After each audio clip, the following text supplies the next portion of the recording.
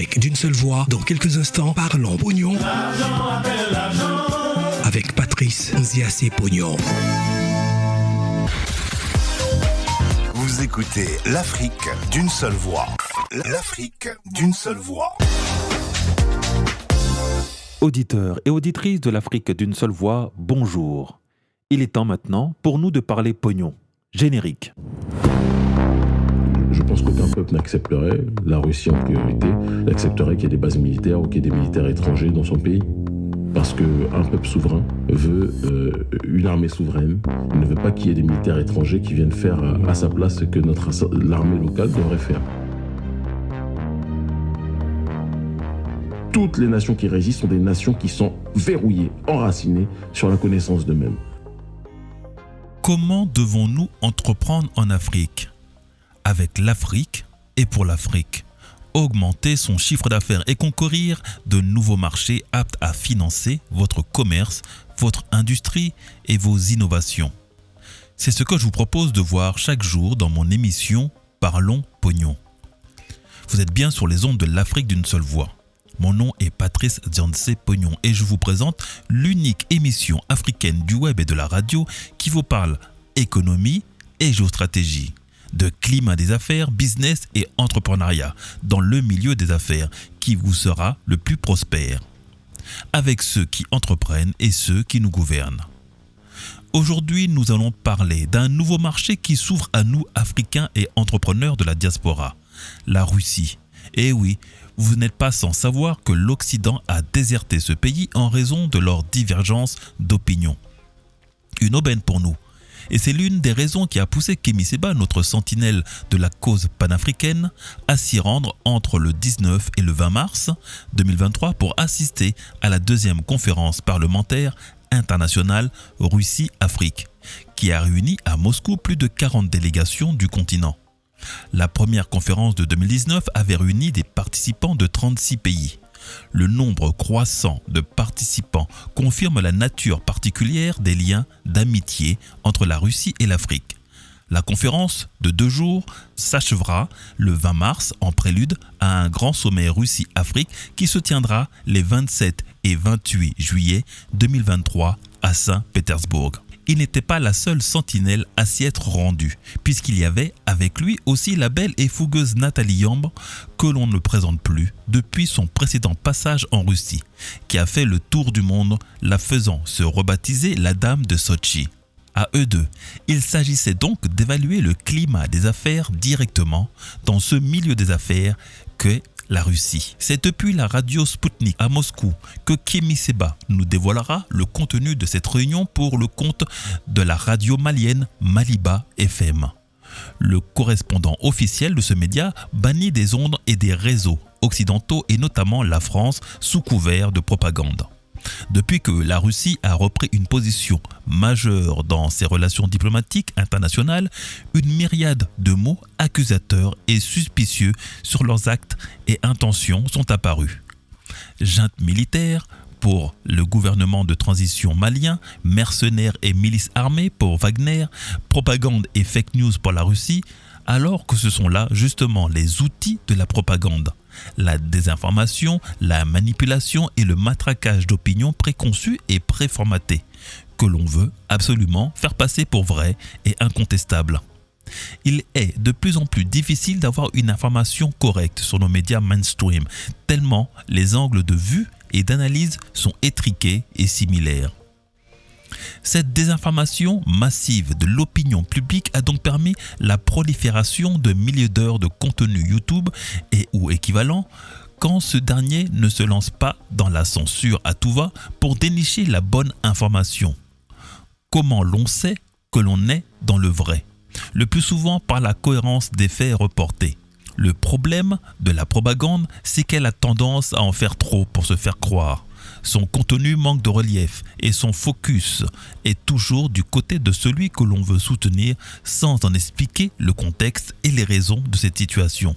Oui, la propagande joue essentiellement sur l'émotion et le besoin d'avoir votre adhésion à une mauvaise décision de ceux qui nous gouvernent. Ce forum consultatif, la deuxième conférence parlementaire internationale Russie-Afrique vise à développer la coopération parlementaire entre la Russie et les États africains, dans le contexte de l'émergence d'un monde multipolaire.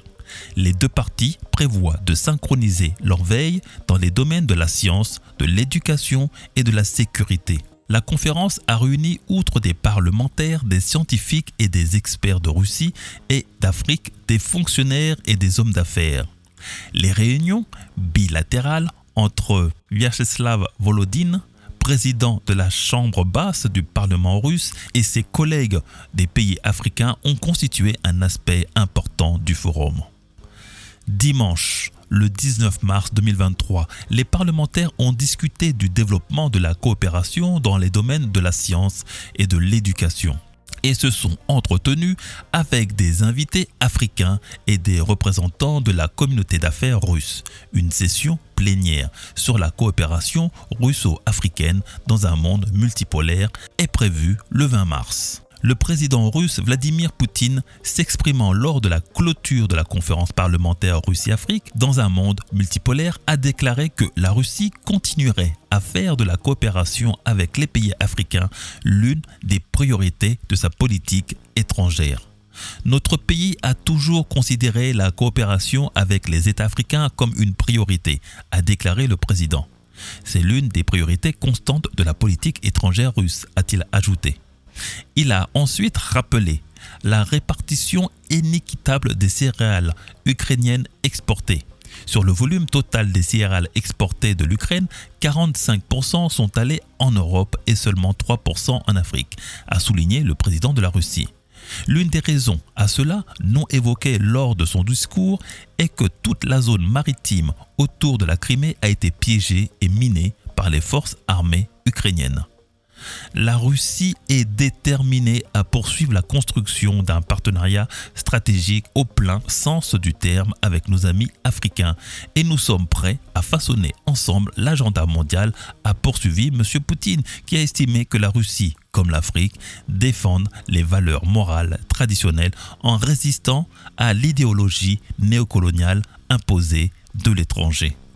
C'est donc dans ce contexte que Kémy Séba, dans les locaux de Sputnik, maintenant absent du sol français, nous fait un retour de ce qui a été dit, perçu et négocié. Cette rencontre présage d'une seconde rencontre beaucoup plus importante fin juillet à Saint-Pétersbourg pour le 2e sommet Forum économique et humanitaire Russie-Afrique. Je vous laisse donc écouter cette première partie de l'entretien. Je vous reviens après. Chers auditeurs de Radio Maliba FM à Bamako, mesdames et messieurs, bonjour. Je m'appelle Kamal Louadj, je suis journaliste, correspondant à Radio Sputnik Afrique et animateur de l'émission L'Afrique en marche. Pour cette nouvelle édition spéciale de l'Afrique en marche, j'ai le plaisir de recevoir dans les studios de Radio Sputnik Afrique à Moscou, Kémy Séba, une sentinelle du mouvement et du combat panafricaniste souverainiste. Il est président de l'ONG Urgence panafricaniste et nous allons aborder ensemble le sujet du néocolonialisme qui touche le continent africain. Donc avec lui, et à l'occasion de sa participation à la conférence parlementaire russo-africaine qui s'est tenue les 19 et 20 mars à Moscou, nous allons aborder l'épineuse question du néocolonialisme dont souffre l'Afrique à ce jour et des moyens d'en sortir définitivement. Nous allons également écouter un extrait du discours de Valentina Matvienko, présidente de la Chambre haute du Parlement russe, lors de cette conférence. La présidente du Conseil de la Fédération Chambre haute du Parlement russe, Valentina Matvienko, a pris la parole lors de la conférence Russie-Afrique à Moscou. Elle a souligné ce que devrait être un véritable rejet de l'héritage du colonialisme des pays occidentaux. Наше время ознаменовано глобальными тектоническими сдвигами в мировой системе. Notre époque est marquée par des changements tectoniques dans le système mondial. Nous pouvons dire que le monde se débarrasse des chaînes de la dépendance coloniale et se dirige vers une véritable multipolarité, un ordre mondial plus équitable. Chaque État a le droit inaliénable de choisir sa propre voie de développement. son propre destin, sans ingérence extérieure. C'est dans cet esprit que notre interaction avec les pays africains s'est construite au fil des décennies. Elle a été gagnante-gagnante et équitable. Et, je tiens à le souligner, notre pays n'a jamais posé de conditions, contrairement à l'Occident. Il n'a pas formulé d'exigences. Grâce à leur courage et à leurs convictions, les peuples du continent ont accédé à la liberté et à la souveraineté. Le rôle des pays africains s'accroît dans l'économie mondiale. L'Afrique est un continent doté d'un grand potentiel qui n'a pas encore été pleinement réalisé. C'est un continent dont la population approche les 1,5 milliard d'habitants. C'est un continent qui a fait d'énormes progrès en matière de développement au cours des dernières décennies, non seulement sur le plan économique, mais aussi sur le plan social et scientifique. Le prestige international du continent s'accroît. Je pense qu'il s'agit d'une tendance absolument objective et légitime que les pays de l'Occident collectif, États-Unis en tête, ne veulent pas prendre en compte. Ils essaient à tout prix de maintenir leur suprématie et leur rôle d'hégémon mondial, qui appartient depuis longtemps au passé pour des raisons historiques objectives. Ils ne veulent pas changer leur mentalité colonialiste et ont recours à des moyens de dissuasion bien connus. Sanctions, menaces, chantage, deux poids deux mesures, et souvent hypocrisie flagrante.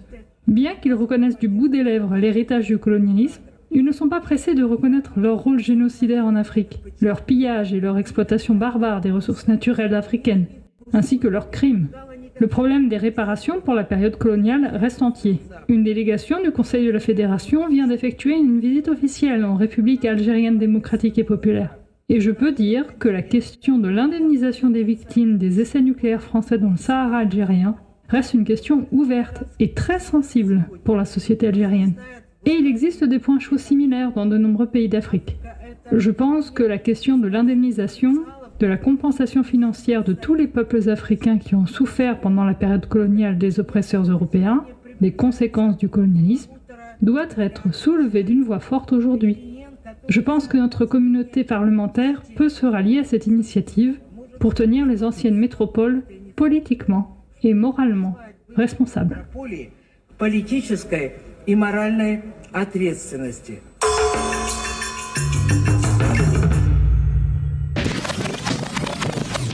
C'était Valentina Matvienko, présidente de la Chambre haute du Parlement russe. Le néocolonialisme est-il un fantasme, comme l'affirment certains historiens français, ou une réalité vécue, ou plus justement encore subie quotidiennement par les Africains dans leur chair à ce jour? Pourquoi les institutions du néocolonialisme nées au lendemain des indépendances des nations africaines continuent-elles de sévir dans le continent?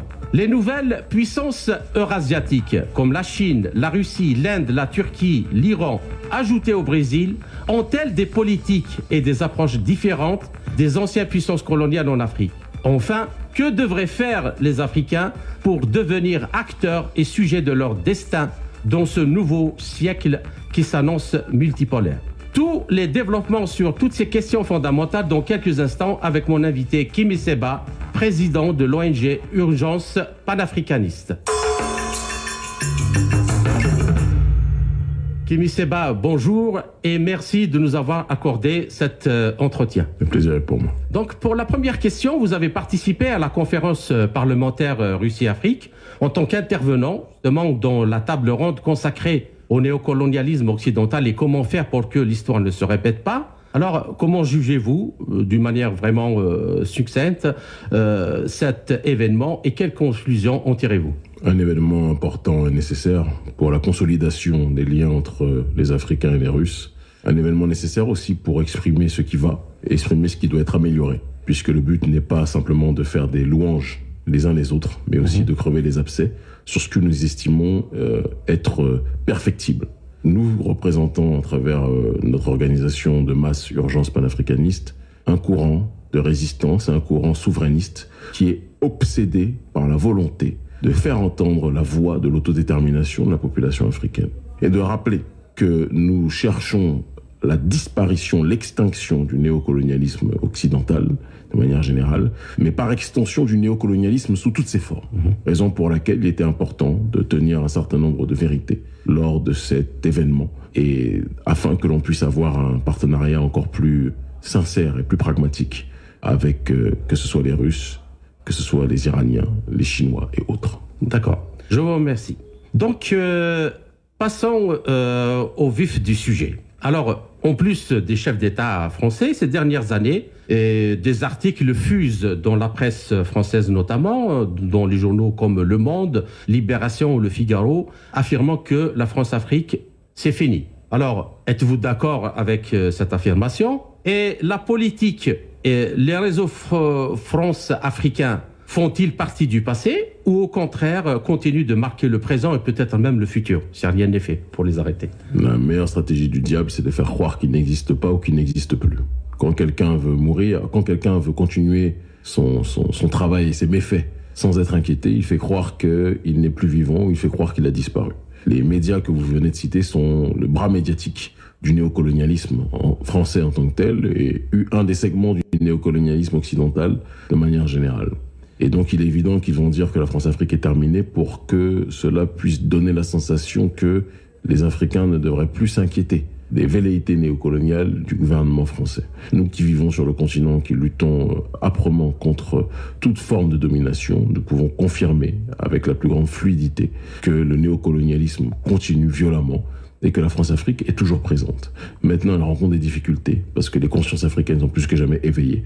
Mais cela ne signifie pas pour autant, à mon sens, que l'on doit faire comme si de rien n'était. Il y a des nuances à avoir en ce qui concerne les différentes stratégies employées et aussi une démarche d'humilité que nous devons avoir pour être capables d'appréhender de la meilleure façon les nouvelles stratégies du néocolonialisme français, qui se sert beaucoup de certains membres de nos diasporas aujourd'hui pour essayer de séduire une partie de notre population.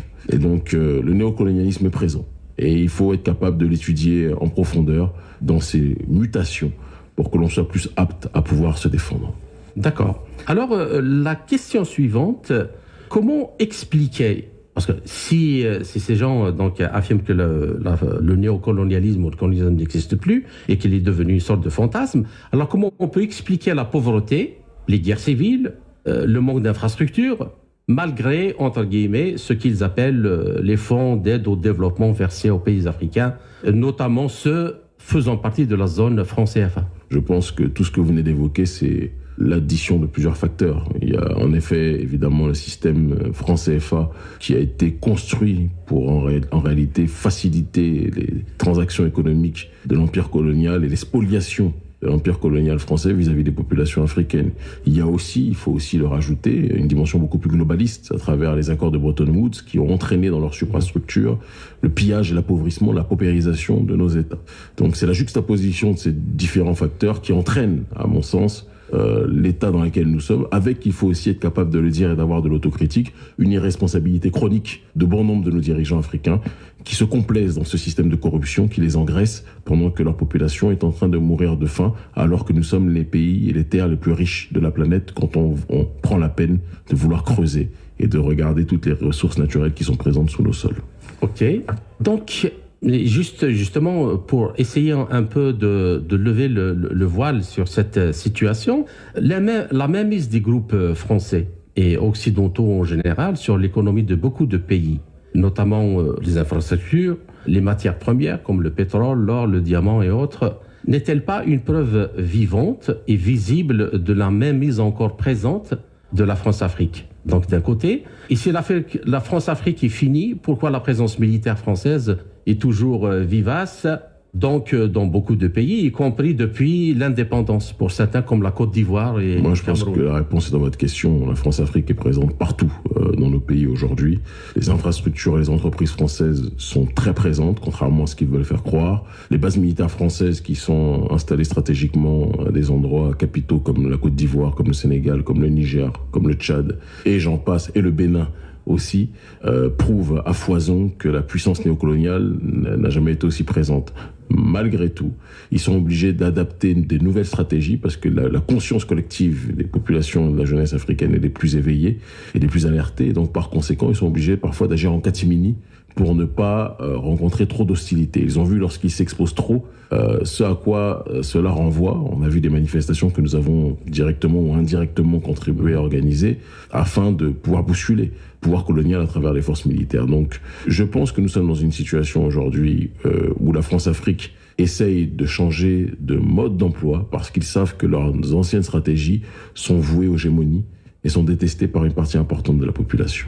Et par rapport aux élites africaines, donc concernant, parce que quand on parle de néocolonialisme, c'est pas juste une idéologie, ce n'est pas Bien juste sûr, une idée. c'est un système pratique. C'est un système. Bien sûr. C'est un système et qui a ses institutions, Bien qui a sûr. ses banques, Bien sûr. qui a ses entreprises et tout.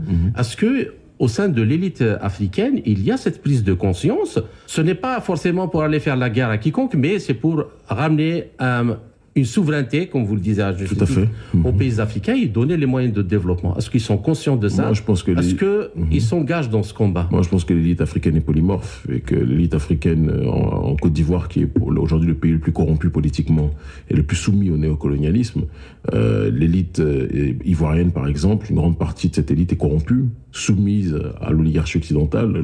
Abidjan et la Côte d'Ivoire, en tout cas, Abidjan est un mini-Occident. On l'appelle Babylone, ce n'est pas un hasard.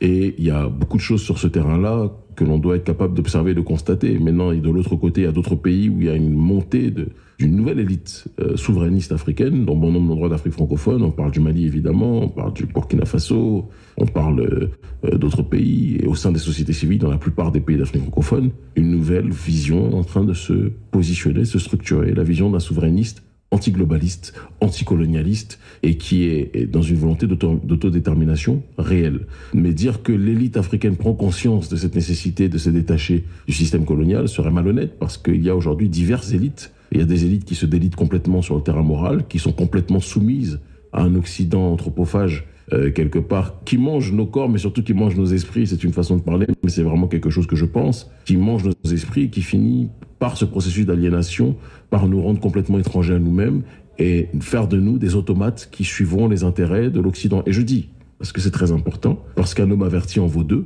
et qu'un colonisé averti en vaut 10 000, que la manière dont l'Occident se comporte est aussi un rappel et un enseignement pour tous les résistants africains actuellement, pour qu'on voit de loin arriver ceux qui voudront répéter les mêmes choses. Nous voulons d'autres types de partenariats. Nous allons y revenir dans la seconde partie. Et qui seront dans une démarche véritablement d'autodétermination concertée et de partenariat avéré contre un système impérial qui veut nous asphyxier. D'accord. Parce que maintenant, nous avons nous aussi assisté hier au forum ou cette conférence parlementaire russo-africaine. On aimerait bien que vous expliquiez un peu, parce que, comme vous le disiez tout à l'heure, à juste titre, il ne s'agit pas de tenir un discours pour dire que nous allons mettre fin au néocolonialisme, oui, c'est bien, mais il faut détruire ce système. Et donc, où est-ce qu'elles sont les articulations faibles où il faut frapper, sinon on n'arrive pas, c'est-à-dire même si on arrive avec les plus belles intentions du monde, l'efficacité, justement, ne sera pas au rendez-vous. Est-ce que vous pouvez expliquer un peu pour que, c'est-à-dire, nos auditeurs, aussi bien en Afrique, mais aussi en Russie, comprennent comment ce monstre fonctionne? Et le monstre, bon, là, je pense qu'on a déjà brossé le tableau tout à l'heure à travers les différentes articulations, que ce soit sur le terrain militaire, où je pense qu'aucun peuple n'accepterait, la Russie en priorité, n'accepterait qu'il y ait des bases militaires ou qu'il y ait des militaires étrangers dans son pays. Parce qu'un peuple souverain veut une armée souveraine.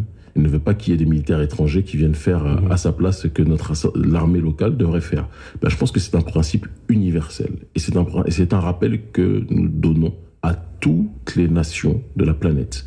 Le but ultime est qu'il n'y ait chez nous que des militaires africains qui se battent pour l'autodétermination africaine, pour la souveraineté africaine. Il se trouve que nos armées ont été pendant trop longtemps sous-armées par le système colonial afin que l'on ne puisse pas nous défendre contre des déstabilisations extérieures et afin que les puissances coloniales viennent faire soi-disant les shérifs pour en réalité sécuriser l'accès aux ressources. Donc l'aspect de la souveraineté militaire est un premier point. Vous écoutez l'Afrique d'une seule voix. L'Afrique d'une seule voix. Vous êtes toujours sur les ondes de l'Afrique d'une seule voix, votre émission économique et géostratégique de l'après-midi qui parle business et entrepreneuriat pour mieux vous guider dans vos choix et décisions de conquête commerciale. L'émission qui doit vous permettre de mieux appréhender le milieu des affaires et anticiper les climats des affaires. Chacune de mes émissions doit vous être utile pour mieux entrevoir les possibilités commerciales et industrielles dans le monde et les opportunités d'affaires si vous souhaitez vous positionner dans un secteur. Je suis là pour ça. Audit, conseil, accompagnement et déploiement sont les services que je mets à votre disposition au travers de mon émission Parlons Pognon. Donc n'hésitez pas à vous abonner à mes pages L'Afrique d'une seule voix sur Facebook, YouTube et Instagram.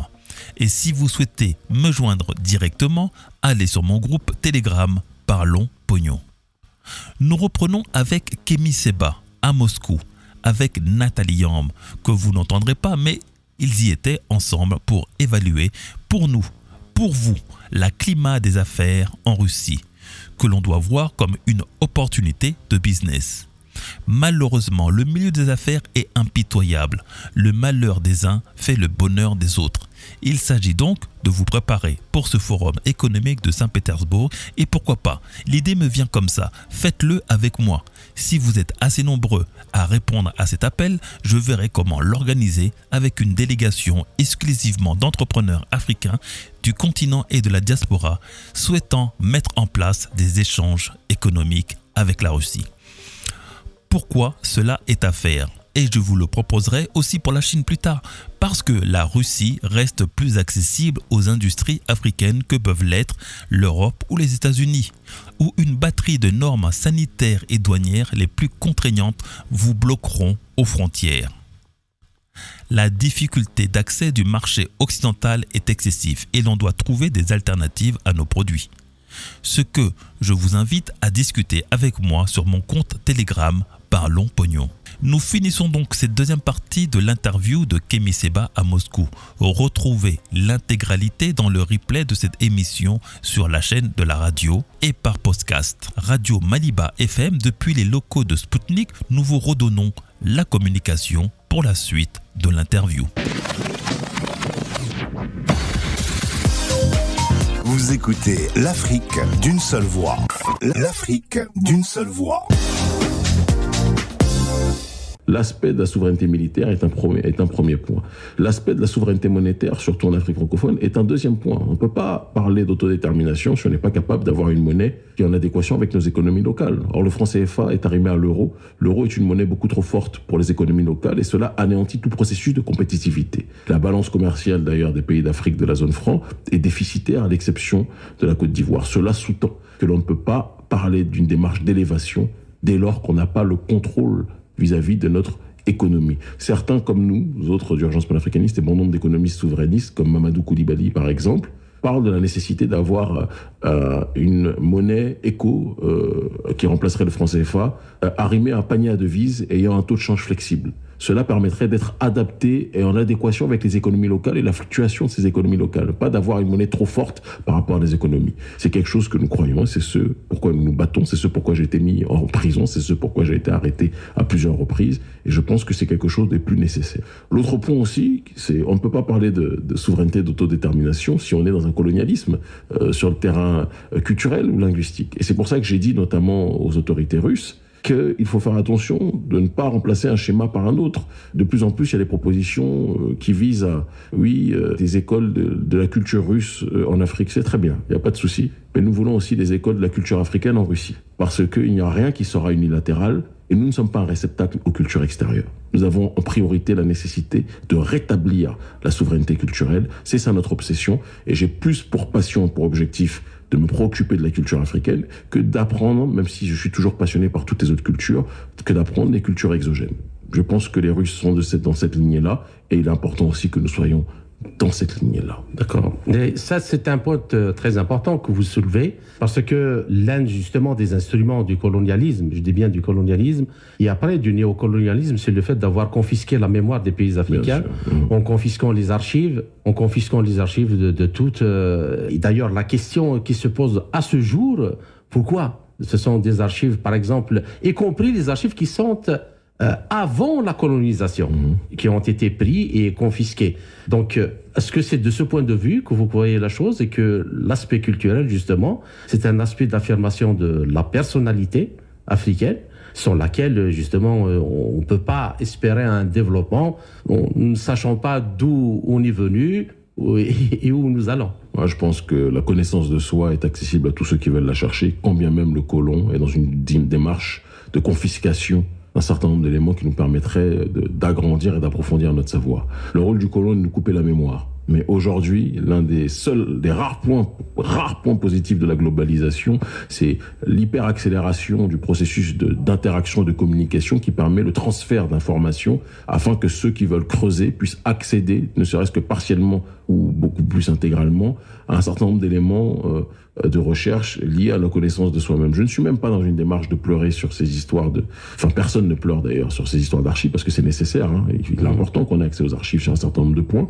Et d'ailleurs, ma sœur et amie, ma grande sœur et amie, mon sang, comme je l'appelle, parce que c'est quelqu'un vraiment dont nous sommes très proches dans notre organisation. Ma grande sœur, Nathalie Yamb, parlait de la nécessité d'avoir les archives et je pense que c'est très important qu'on les ait. Maintenant, une fois que cela est dit, je dis que en dehors même de cette réalité, nous devons tous, Africains patriotes, souverainistes, aller nous-mêmes à la recherche du savoir, creuser nous-mêmes sans attendre que les autres daignent nous donner ce qui nous appartient. Nous pouvons nous le réapproprier nous-mêmes parce que qui dit culture dit quelque chose qui va au-delà du matériel. Absolument. Et qui touche au Dasein, à l'âme profonde d'un peuple.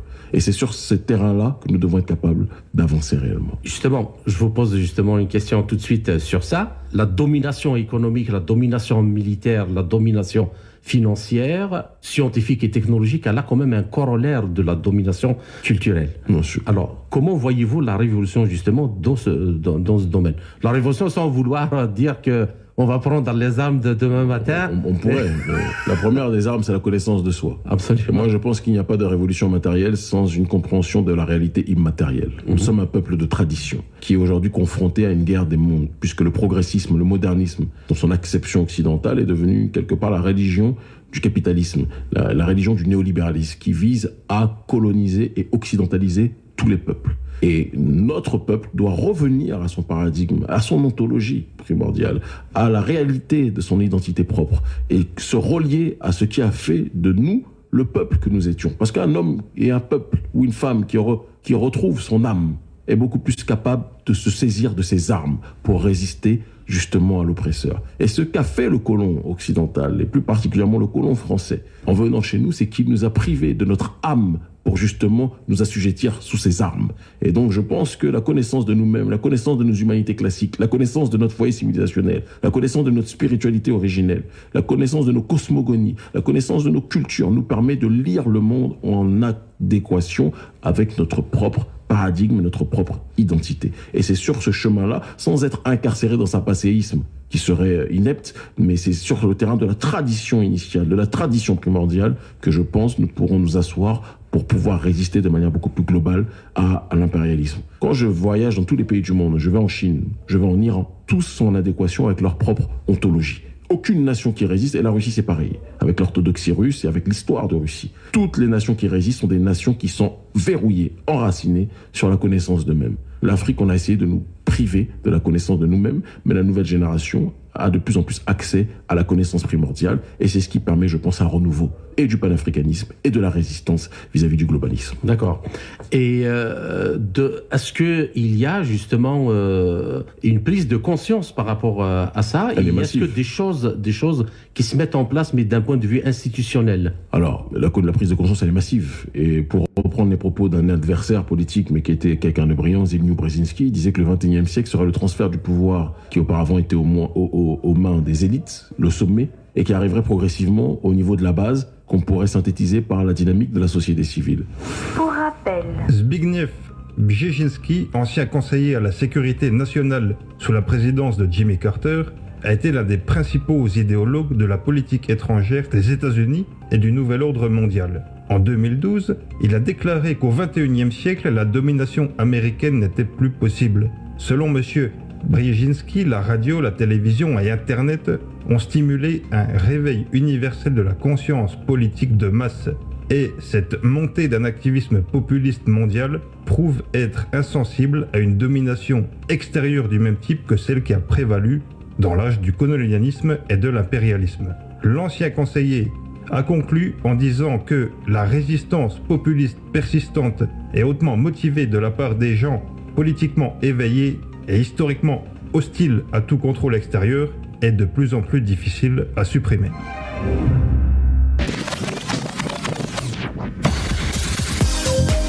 Vous écoutez l'Afrique d'une seule voix. L'Afrique d'une seule voix. Le XXIe siècle est aujourd'hui, et pas qu'en Afrique, le siècle des sociétés civiles. Vous voyez en Espagne Podemos, qui sont des mouvements citoyens qui sont arrivés au pouvoir. On a eu en Italie le mouvement 5 étoiles, qui sont un mouvement citoyen qui sont arrivés par la suite au pouvoir. Ce que nous faisons aujourd'hui, au XXIe siècle, l'Urgence panafricaniste, notre organisation, ou des leaders d'opinion comme moi-même, comme ma sœur Nathalie et d'autres, nous avons plus de poids que bon nombre de politiciens institutionnels. L'institution, c'est le nom qu'on lui donne, mais le poids politique et le poids civil et le poids international dépend de notre caisse de résonance auprès des populations. Et nous avons aujourd'hui la capacité de pression vis-à-vis d'un certain nombre de prétendues institutions, et nous sommes donc en train de reconfigurer la politique en Afrique, qui est la juxtaposition de deux courants. Une société civile patriote, avec maintenant des dirigeants qui bien souvent, pas systématiquement, mais bien souvent, sont des militaires, qui sont dans une dimension patriotique aussi, et cette juxtaposition de ces deux courants donne un nouveau système comme on le voit au Mali, avec une société civile patriotique, des militaires panafricanistes, qui convergent vers le même sens, en l'occurrence l'autodétermination de nos populations. Je ne dis pas que c'est un schéma éternel, il se peut aussi qu'il y ait des civils qui accèdent au pouvoir, nous le souhaitons. Il y a aujourd'hui notre frère Ousmane Sonko qui se débat face à la marionnette de l'oligarchie française qui est Macky Sall, et nous prions qu'il arrive au bout de son objectif, de la même façon que nous autres, dans les pays où nous sommes. Un certain nombre de choses se préparent aussi pour que nous puissions faire bouger les lignes, tôt ou tard. C'est pas une course, c'est pas un sprint, mais au niveau institutionnel, que ce soit moi ou d'autres de mon camp, dans mon pays, le Bénin, ou dans d'autres pays aussi, la question, c'est pas une question de personne, mais c'est une question de perspective. Bien. Alors, la question qui me vient encore, qui me taraude avant de finir... Vous rajoutez des questions. Hein? Vous rajoutez des questions. Non, j'ai... Je vous inspire. Et donc, qui me taraude encore, parce que depuis le début de l'opération russe en Ukraine, donc il y a une crise économique qui s'est accélérée, disons, pour être plus juste, qui s'est accélérée avec l'effet boomerang des sanctions anti-russes. Alors, dans la situation actuelle internationale, donc la France, elle se trouve dans une situation de difficulté économique, financière, voire politique et sociale. Alors, dans cette situation, est-ce que pourrait-elle vraiment songer à mettre fin au système de la France-Afrique, aussi bien, dans tous ses aspects? Si la France perdait son influence en Afrique, la France serait au niveau économique de la Roumanie. Et donc la France ne peut pas agir et ne peut pas laisser partir le continent africain. La France a besoin d'avoir toujours une démarche de prédation vis-à-vis du continent africain. Donc dire que en cette pleine période de crise, la France est prête à laisser tomber la France-Afrique, c'est une chimère, c'est une hypocrisie. C'est une stratégie de diversion linguistique visant à en réalité nous dribbler pour continuer en réalité à toujours aller marquer des buts au fond de nos filets pour ses propres intérêts, mais certainement pas pour défendre nos intérêts. D'accord. Merci pour toutes ces réponses. Chers auditeurs, donc nous arrivons à la fin de cette première partie de notre entretien. Je vous retrouve en compagnie de mon invité Kémé Seba pour la seconde partie de notre émission après une courte pause musicale. À tout de suite. Vous êtes toujours sur les ondes de l'Afrique d'une seule voix, dans l'émission Parlons Pognon, depuis nos studios parisiens, votre émission économique et géostratégique de l'après-midi de ceux qui entreprennent et ceux qui nous gouvernent.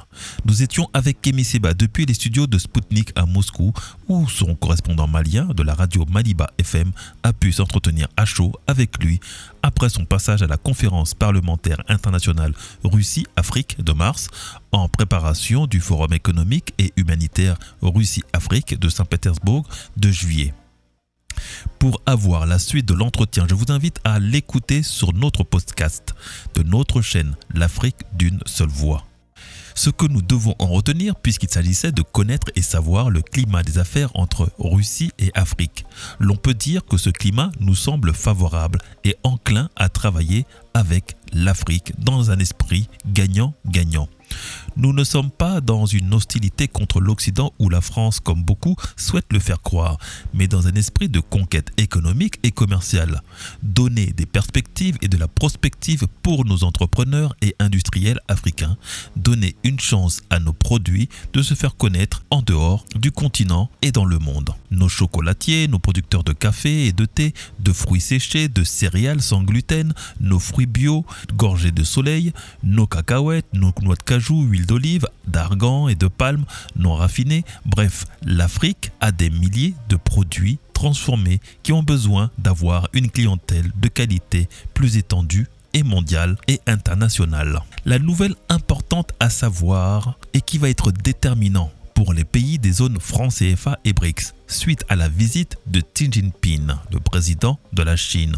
En début de semaine dernière, Vladimir Poutine annonce officiellement qu'il détrône le dollar et déclare le yuan nouvelle monnaie de réserve mondiale.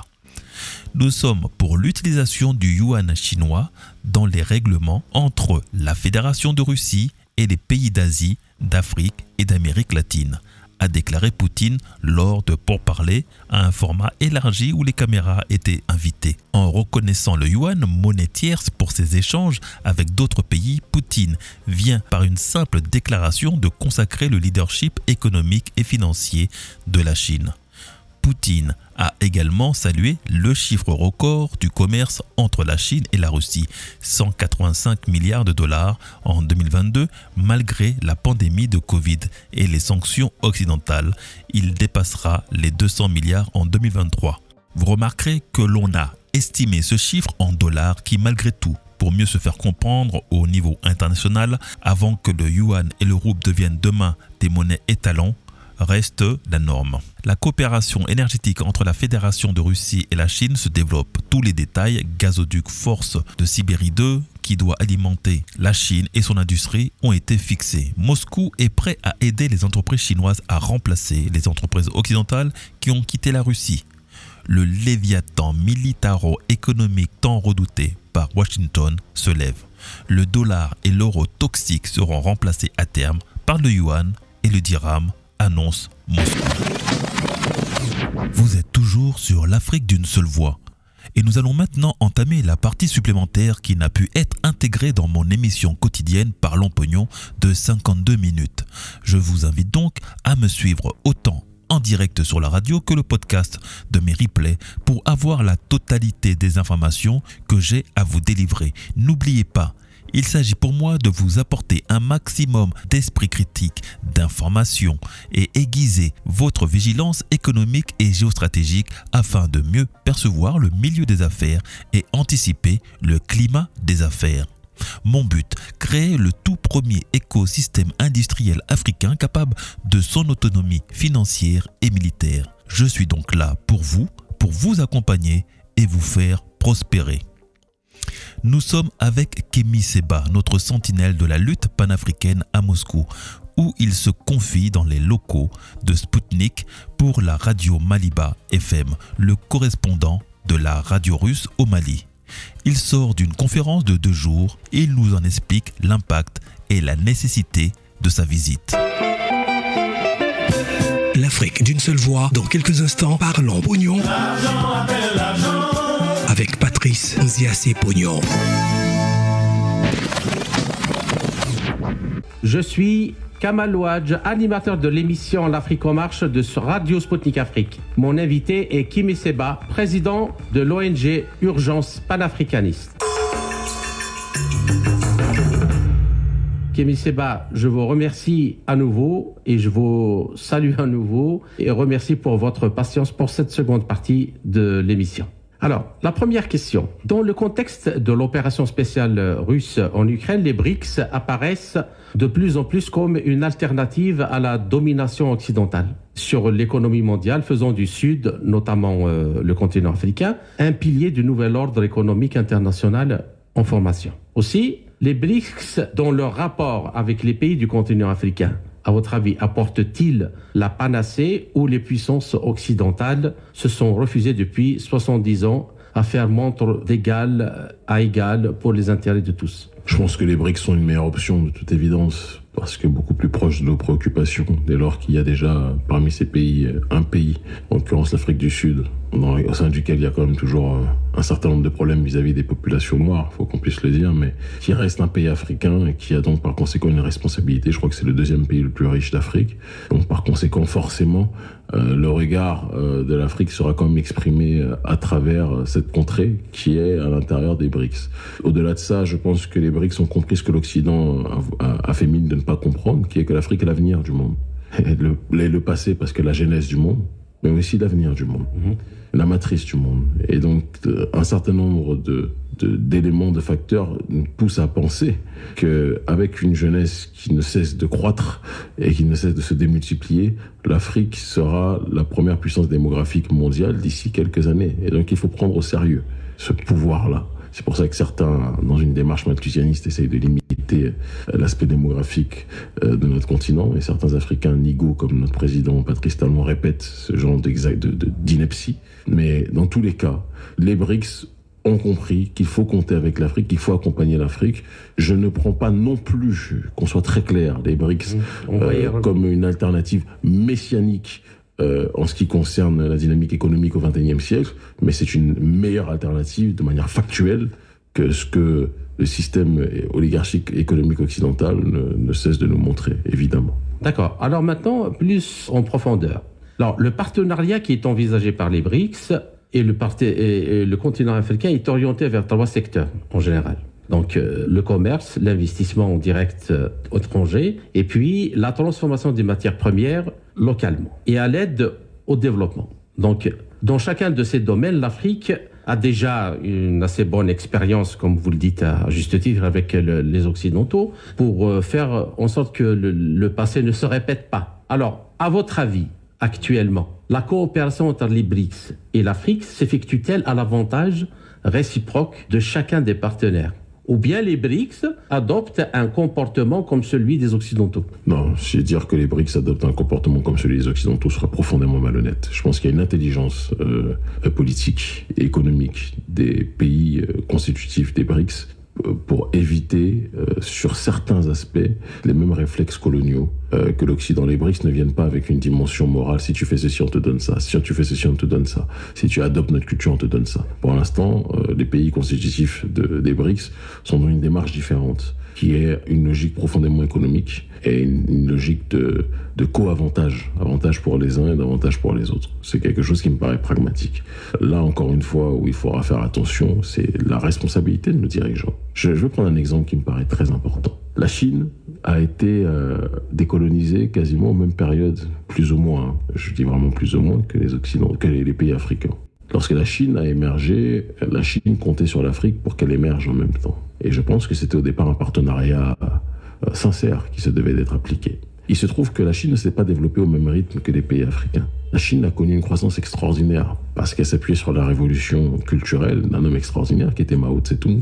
Qu'on aime ou qu'on n'aime pas certaines dérives, là n'est pas la question. Mais les pays africains, les véritables résistants qui étaient dans une démarche souverainiste comme Mao était dans une démarche souverainiste pour son peuple, ont été fauchés, exécutés, assassinés, ont été remplacés par des personnes qui étaient profondément soumises à l'oligarchie occidentale. Et ce qui fait que l'Afrique a fini par être dirigée par des gens qui sont pour la plupart des proxys de l'Occident, là où la Chine dans une dimension souverainiste. Eh bien, quand la Chine veut un partenariat honnête et sincère, mais qu'elle a en face d'elle des dirigeants qui se comportent comme des serpillères, il est très difficile d'avoir un partenariat d'égal à égal quand les uns sont soumis et les autres sont debout. Donc je critique certaines dérives de ces nations-là que je ne cesse de citer, mais je pense que les premiers responsables d'un certain déséquilibre, ce sont nos dirigeants africains. C'est important aussi qu'on puisse le dire les yeux dans les yeux et qu'on puisse dire qu'il faut qu'il y ait un changement réel sur ces questions-là. Et il ne s'agit pas, lorsqu'on reprend des nouveaux partenaires, d'avoir les mêmes réflexes d'attente et de soumission qu'on a eu vis-à-vis de l'Occident, parce que sinon on aura les mêmes dérives. Bien. Donc, pour rebondir sur ce que vous venez de dire, au cours de la décennie de 2000, les pays des BRICS, en particulier la Chine et l'Inde, ont aidé à repositionner l'Afrique comme source de produits de valeur sur le marché mondial et ont également aidé à mettre l'accent sur les défis auxquels l'Afrique est encore fait en face pour ce qui concerne la création d'une croissance durable et la lutte contre la pauvreté. Alors, de ce point de vue, est-ce que vous pensez que le développement des BRICS peut être un modèle pour les pays africains, la dynamique qui a conduit au développement et à l'émergence des BRICS, pour les pays africains, notamment en montrant que un progrès rapide est possible, non seulement en matière de croissance économique, mais même de lutte contre la pauvreté. Moi, je pense que l'exemple pour les Africains par rapport aux BRICS viendra de la capacité que nous avons à nous parler entre nous déjà. Les 54 États, au-delà des 54 États, parce que je pense qu'il y a deux phases. L'Afrique du Nord correspond à une réalité, l'Afrique subsaharienne correspond à une réalité aussi. Ne serait-ce que pour l'Afrique subsaharienne, des gens qui ne sont pas capables, des dirigeants qui ne sont pas capables de se parler, ne peuvent pas attendre une croissance économique collective qui sera similaire à ce que les BRICS peuvent nous donner. Et je pense que sur ce terrain-là, même s'il y a des problèmes entre l'Algérie et le Maroc qui sont des plus présents en ce qui concerne l'Afrique du Nord, il y a une capacité qui est beaucoup plus grande à se parler, à échanger. Je mets entre parenthèses le Maroc et l'Algérie qui sont des cas très particuliers. Il y a une capacité à se parler qui est plus grande du côté de l'Afrique du Nord que du côté de l'Afrique subsaharienne, où les peuples sont beaucoup plus prêts à échanger, à avancer de manière commune, mais les dirigeants agissent comme des petits roitelets à la tête de nos États qui défendent chacun leur micro-intérêt en ne voyant pas l'intérêt macro. Et je pense que c'est sur ce terrain-là, en réalité, qu'on doit discuter. Les BRICS sont une source d'inspiration, mais avant que les BRICS même existent, on a déjà nos sources d'inspiration avec nos pères fondateurs qui parlaient de cette unité réelle et fondamentale qui devait s'opérer à travers l'État fédéral du continent africain. Et je pense que le jour où cet État fédéral arrivera à structuration, et je pense qu'on en est beaucoup moins loin qu'on ne le croit en réalité, s'il y a une addition de dirigeants comme Assimi Goïta du Mali, comme Ibrahim Traoré du Burkina, comme, comment dirais-je, Mamadi Doumbouya qui doit régler beaucoup de choses. Malheureusement, en Guinée, il y a beaucoup de problèmes, mais qui doit régler beaucoup de choses. Je pense que l'addition de ces dirigeants-là fera, et la force des leaders citoyens tels que nous et quelques autres, cela permettra, en réalité, je pense qu'on pourra arriver beaucoup plus facilement vers cette voie. Donc les BRICS sont une alternative, les BRICS peuvent être un symbole sur bon nombre de points, mais je pense que tous les symboles en réalité sont au sein de nos rangs, si on est capable de tirer du puits de nos êtres la source, en l'occurrence le courage et la volonté de solidarité qui nous permettra de nous désaltérer. D'accord, mais disons à court terme, tout de suite là, dans quelle possibilité, par exemple, les pays des BRICS pourraient coopérer avec les pays Non, mais africains? ils le font déjà, je pense que... Non, mais prenez l'exemple de ceux qui sont dans la zone CFA. Oui. Sur le terrain économique, par exemple, vous parlez. Bon, écoutez, moi je pense que le terrain économique, avant l'histoire des BRICS, se fera à l'échelle d'une sortie de la plantation à l'aspect au niveau sous-régional. Avant de parler des BRICS qui pourraient nous aider sur le terrain collaboration économique, nos pays doivent être capables, en ayant des critères de convergence respectés pour chacun des pays, notamment de la zone franc en Afrique de l'Ouest et en Afrique centrale aussi, de sortir conjointement du système franc, CFA, et de créer une monnaie qui serait, j'ai envie de dire, arrimée à un panier à devises, qui pourrait être un panier à devises issu des monnaies à l'intérieur des BRICS. Ça, c'est quelque chose qui peut être aussi une option. Ça peut être aussi intéressant de voir les choses de cette façon. Mais au-delà de cela, le vrai défi pour moi, je le dis et je le répète parce que vous semblez beaucoup parler des BRICS, mais moi je le dis, les BRICS sont une alternative, elles ne peuvent pas être une finalité pour les problèmes que les Africains sont en train de rencontrer. Je pense qu'on doit recentrer le débat sur les solutions endogènes pour sortir de ces chaînes exogènes qui sont en train aujourd'hui de nous ralentir et de nous empêcher de nous développer comme on devrait le faire. Justement, je voulais en arriver là et vous donner... Pour la conclusion. À la conclusion, bien sûr, parce que effectivement, même si dans le monde il puisse exister la meilleure alternative, si les Africains ne décident pas de défendre leurs propres intérêts, personne ne les défendra à leur place. Alors maintenant, donc au-delà des idées politiques, est-ce qu'il y a un projet auquel la jeunesse africaine croit? Est-ce qu'il y a une esquisse dans quel domaine il faudrait changer, dans quel domaine il faudra ramener de beaucoup de choses? Je pense que c'est une question très vaste et que quelques minutes ne seraient pas suffisantes pour y répondre. Vous avez le temps pour répondre. Pas tant ça, parce que j'ai 10 000 rendez-vous après, mais je vais quand même faire de mon mieux. En vous disant que dans mon nouvel ouvrage qui vient de sortir, Philosophie de la panafricanité fondamentale, j'esquisse justement un certain nombre de pistes de réflexion visant à nous développer sur le terrain économique, sur le terrain culturel, sur le terrain militaire et sur le terrain politique en restructurant nos États en adéquation avec aussi notre histoire. Je pense que les États démocratiques, entre guillemets, issus de la colonisation sont le fruit d'un système qui n'est pas le nôtre et donc par conséquent, il y a une sorte de dégénérescence politique et une incompréhension de nos élites à s'adapter à la réalité de nos populations. Parce que quand vous construisez des États sur le modèle occidental, cela correspond à des réalités aussi qui sont complètement éloignées de l'histoire de nos populations, où l'ethnie, où la tribu a un sens, où la culture a un sens, que l'on doit être capable, et la tradition surtout a un sens, et que l'on doit être capable de respecter. Donc il y a aujourd'hui à travers le panafricanisme, plus globalement la panafricanité, une nouvelle voie de pensée qui en réalité n'est pas si nouvelle que ça, qui pousse notre population à revenir à des fondamentaux, aussi bien sur l'aspect géopolitique que sur l'aspect métaphysique, et comprendre que ce soit sur le terrain économique, que ce soit sur le terrain politique, que ce soit sur le terrain militaire, il y a à travers nos histoires précises, nos humanités classiques précises, différentes voies et moyens qui peuvent nous permettre d'avancer. C'est dans l'endogénéité des questions posées, des problèmes posés que nous trouverons en réalité les solutions. Si vous regardez, je prends l'exemple sur l'aspect militaire. Aujourd'hui, l'Afrique de l'Ouest est en proie à des problèmes hystériques en ce qui concerne une déstabilisation du terrorisme, qui est en réalité une arme sous proxy que les Occidentaux utilisent pour justement sécuriser et asseoir la présence des multinationales, là, pas très loin de là où les armées occidentales sont présentes. Comment pouvez-vous expliquer que nous sommes 54 États, avec des militaires africains costauds, pour la plupart, qui sont très armés pour l'art de la guerre? Comment vous pouvez expliquer que ces 54 États ne soient pas capables de s'unir pour lutter contre le terrorisme et que nous soyons obligés de demander que ce soit... on dénombre d'ailleurs entre 400 et 500 terroristes. Vous vous rendez compte? Je ne sais pas si on se rend compte. Vous sommes obligés de demander aux Occidentaux, ou même aux Russes, de venir faire à notre place ce que 54 États, 54 dirigeants, s'ils avaient un minimum de dignité, seraient capables de faire eux-mêmes. Je pense qu'il faut qu'on se pose des vraies questions. On cherche des problèmes loin, alors que les solutions sont sous nos pieds. Je pense que la réalité se situe là, et c'est sur ce terrain-là que l'on doit être capable de penser. Mais, Monsieur Seba, il y a beaucoup qui vous reprochent aussi le fait de vous retrancher sur cet aspect-là de la culture et de l'identité africaine, mais c'est-à-dire on vous reproche le fait que cela peut être un facteur de blocage, parce que quelle que soit la culture d'un peuple ou d'un autre, les principes qui gouvernent l'évolution sont les mêmes. Maîtriser la science.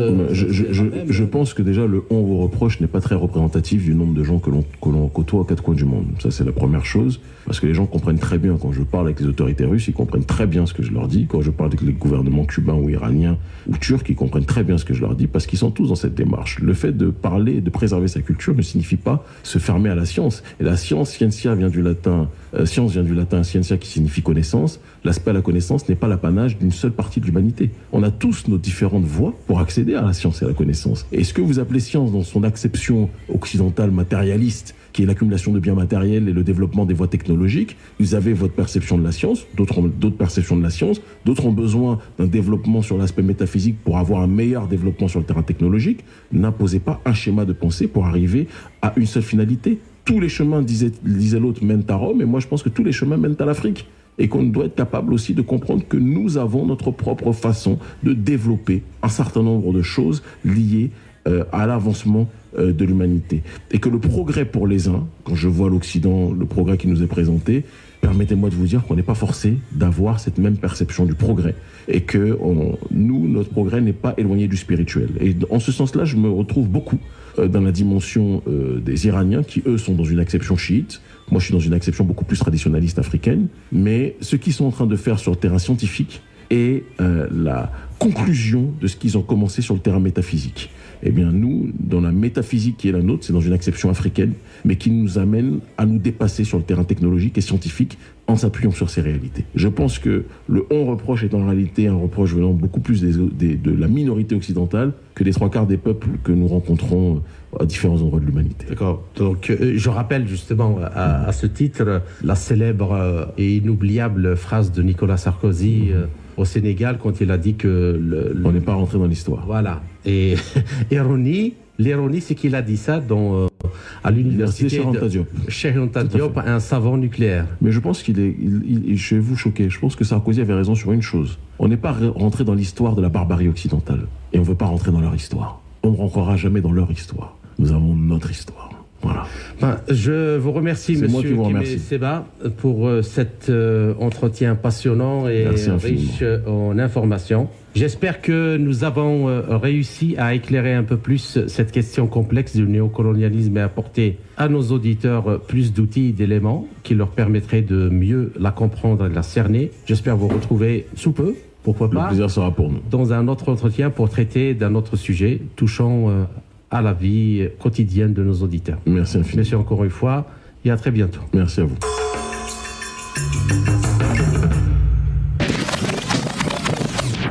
Parlons Pognon, c'est fini pour aujourd'hui. Parlons Pognon est votre émission économique et géostratégique qui parle climat des affaires, business et entrepreneuriat avec ceux qui entreprennent et ceux qui nous gouvernent. Avec vous donc, mes chers auditeurs. Rendez-vous chaque jour à la même heure, au même endroit, sur les ondes de l'Afrique d'une seule voix. Si comme tous mes intervenants, vous avez des expériences à partager avec des chiffres, des statistiques et des objectifs de conquête économique africain ou panafricain, si vous souhaitez mener à maturité votre projet et le développer sur le continent ou à l'international avec stratégie et méthodologie, contactez-moi sur le WhatsApp de la radio au 00 336 650 212 83 ou directement sur mon Telegram à Parlons Pognon. Restez connectés sur nos ondes, le programme continue. Et surtout, n'oubliez pas de vous abonner à notre chaîne YouTube et Facebook. À demain donc, avec d'autres découvertes et analyses. Vous étiez avec Patrice Dianse Pognon de Parlons Pognon. Bye bye. Vous écoutez l'Afrique d'une seule voix. L'Afrique d'une seule voix.